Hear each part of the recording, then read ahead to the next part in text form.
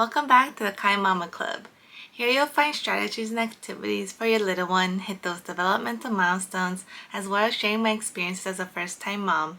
I'm Gumi, a pediatric occupational therapist with a passion of making the world a more kind, inclusive, and supportive place. Here on this channel, you'll find practical OT strategies, mama knowledge, and encouragement so you feel confident, supported, and never alone. If this sounds like the club for you, please subscribe. And today I'm going to be talking about how to survive your first month postpartum, because that first month is crazy, and 5 things that no one told me about, or I wasn't aware of it until I was in the thick of it. So first, I want to talk about how everyone says to ask for help. And I definitely did, and I was very lucky enough that my mom was able to come stay with us for the first week, and my mother-in-law also helps out a lot. So we were thankful and we feel very grateful that our family is living close to us, close enough to help us out like that. And if anybody asks you like, oh, how can they help, or things like that, just say, please bring food. Like, food is the best thing because you're exhausted, but you still need water and food. Like, you're still gonna get hungry and thirsty. Water is super easy, but food, like, you don't have to think about what you're gonna cook and like the cleanup after. That is one less thing you have to think about and save your energy because you're barely running on any sleep. So if anybody asks you or they want to say they want to come visit, please ask for food, because food will save your life and your sanity. And then they say really rest when your baby is sleeping, and it's a little easier said than done because yes, like, you try to sleep as much as possible, but I don't know, maybe if you can fall asleep like in an instant like my husband, beautiful. But I'm the person that kind of like takes a little bit of time to sleep, and I'm tossing and turning. So when they say sleep when the baby sleeps, it's hard because they're feeding every 2 to 3 hours, and if you're breastfeeding, you're literally feeding for maybe 30 minutes, and then you gotta like burp them a little bit and things like that, and then maybe you have an hour or maybe an hour and a half too to like sleep, basically. So even if you don't fall asleep or feel like sleeping, if you're able to just like lay your body, just like relax on your bed, relax on the couch, just relax and not do anything. And then I'm gonna talk about the 5 things nobody told me. Number 1, nobody told me to wear a bra. Like, I was super scared of mastitis, and I was like, I've heard like, oh, like, don't wear tight constricting bras. So when someone said that, I thought, oh, just like maybe just not wear a bra at all because you're not constricting anything, right? So the whole first month I did not wear a bra, and oh my goodness, like, you need the support. Or it depends on you, and your girlies, but I needed the support. And I feel like 80% of the pain and things like that just like disappeared in the second month because I started wearing a bra, and I was like, oh my god, why didn't I do that sooner? But I didn't know. It was just like, before pregnancy I would not sleep with a bra. Like, I'll wear a bra during the day and then I'll take it off at night. But this is like a 24/7 thing. Like, you need, or I needed, a bra to sleep as well to help with the support. I should have done it. If you do the no bra thing, or you try because you want to and it's not working for you, please try wearing a bra earlier. Maybe like, I don't know, a couple days, the first week. Don't wait a month. Because it will help you a lot. See, I was also leaking like left and right all day, not all day every day, but when you take a shower, there's like warm water, and the warm water helps circulate everything.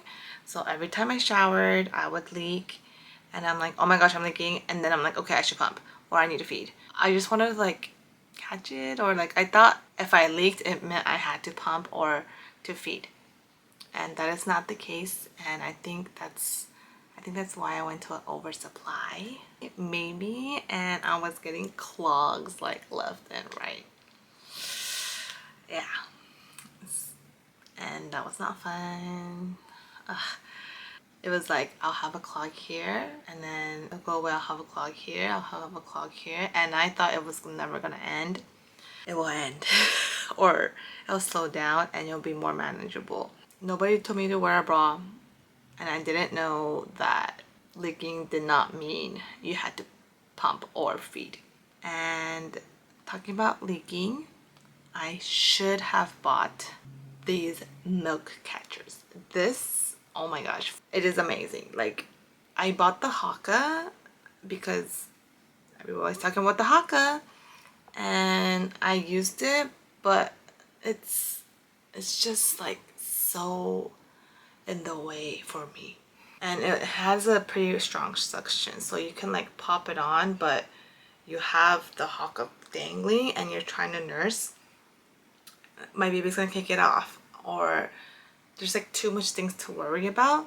And then I started researching about like milk catchers, and then I saw the other one, the Haka ladybug, but I didn't really like the design, and like you could kind of see it if you're wearing it, you could kind of see it ish. But this one, oh my gosh, I should have bought this in first week, actually, postpartum, because I lost so much of my liquid gold. Like, just imagining how much I leaked and how much these could have caught it. I don't think about it too much because I'm like, meh. But yeah, I really highly suggest you look into this milk catcher. I can put this one in the link down below. I love this one. You could barely tell you're wearing anything. So yes. Number 3, another breastfeeding thing.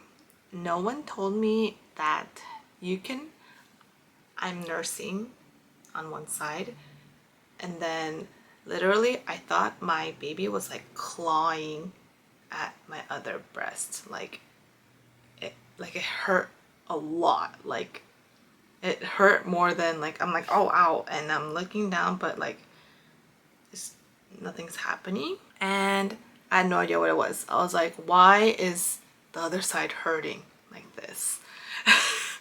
And supposedly it's milk letdown. That's when your milk is coming from your milk ducts and then going to your baby to feed. Crazy how the body works. So I did not know the other side you can have pain there. Like it's like sharp pain too. It's like, it's not like a mild pain. It was like sharp pain. Because I thought she was like clawing at me somewhere like deep. That's what I thought. But nope, she was not doing anything. Or she was just nursing. I was like, oh, I was like, 4 out of 5 of these things is about breastfeeding. The 4th thing is, have you heard about a vasospasm? Because I have never heard of that word before. I did not know what it was. I was just nursing one day, and in the beginning I remember I rather pumped than nursed because the latch hurt. The initial latch will hurt. So literally I'm bracing my whole, it was like a whole body workout. I'm bracing my whole body, and I'm like, okay, ready, set, go. And I'm like latching, and like there was like a little bit of pain, and I was like, this is normal, and I'm just gonna leave it.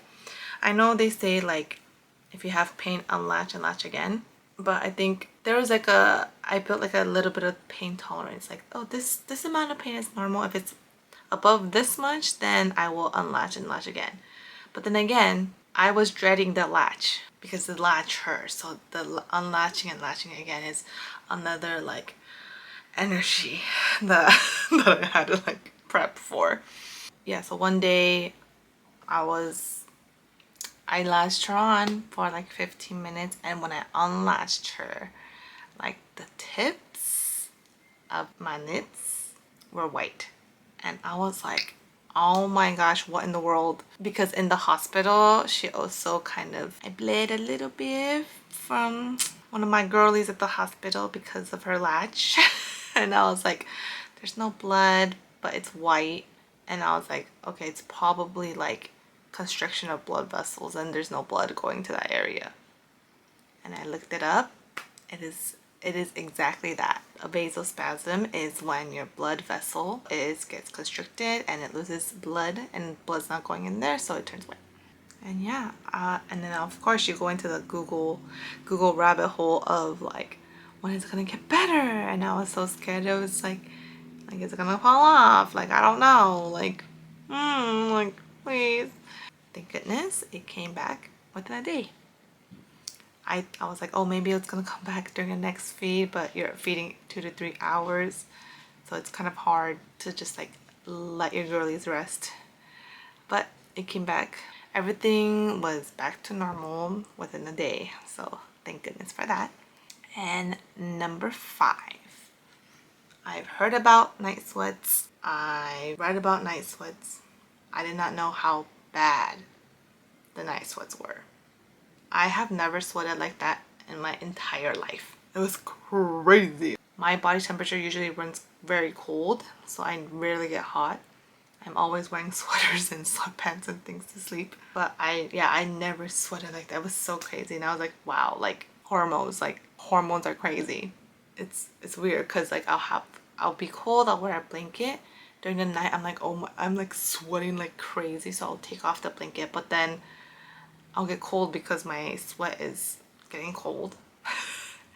And it was just crazy. And I just wash my bed sheets a lot. Like, this is the most I've washed my bed sheets like in a short period of time, like every other, I don't even know, like every week, every other. It was a lot. I was washing it a lot. So yeah, those are the 5 things that nobody told me. And that first month of postpartum is very, very raw, and everybody is getting used to this new routine basically. You, your baby, if you have a partner, if you have family members. So I would say just, I know it's hard, but you'll do great. Like you'll figure, like once you get into the routine, you'll figure things out. And every time someone asks me like, how are you doing, it's really like there's like good pockets of time and like just like, nobody talk to me, I'm dying because I'm so tired type of time. So there's like good and bad pockets of time, and just like cherish those good pockets of time, because your newborn is only so small for such a little time. And so try to enjoy those little small moments. And if you have any questions, please let me know. And thanks for watching. Thank you. Bye.